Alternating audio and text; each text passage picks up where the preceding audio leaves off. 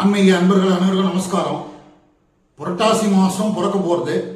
இந்த புரட்டாசியிலே பெருமாளை நம்ம ரொம்ப விசேஷமாக கொண்டாடுவோம். ஆனால் அந்த பெருமாளுக்கு வலது பக்கத்தில் இருக்கக்கூடிய தாயாரை ஒரு பிரார்த்தனை பண்ணிட்டோம் அப்படின்னா அது நம்ம வாழ்க்கையில் நிச்சயம் நிறைவேறுங்க. அது என்ன பிரார்த்தனை கேட்குறீங்களா?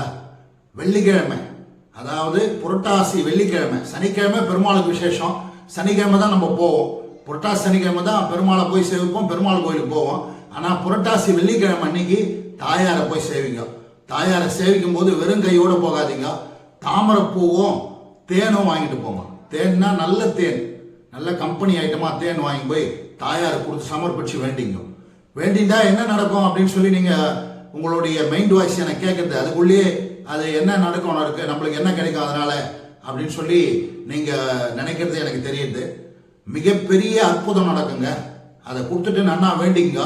ஒரு தமிழ் பாசுரம் ஒன்று, அதை தாயார் எதிர அதை கொடுத்துட்டு தாயார் சன்னதியில் உட்காந்து சொல்லுங்க.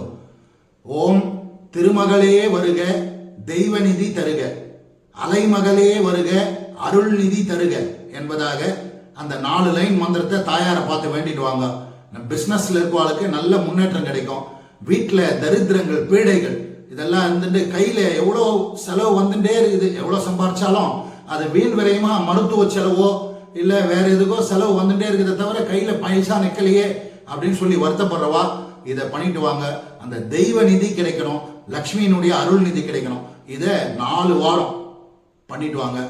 பலன் நிச்சயமா அந்த தாயார் கொடுப்பாங்க. நன்றி, வணக்கம்.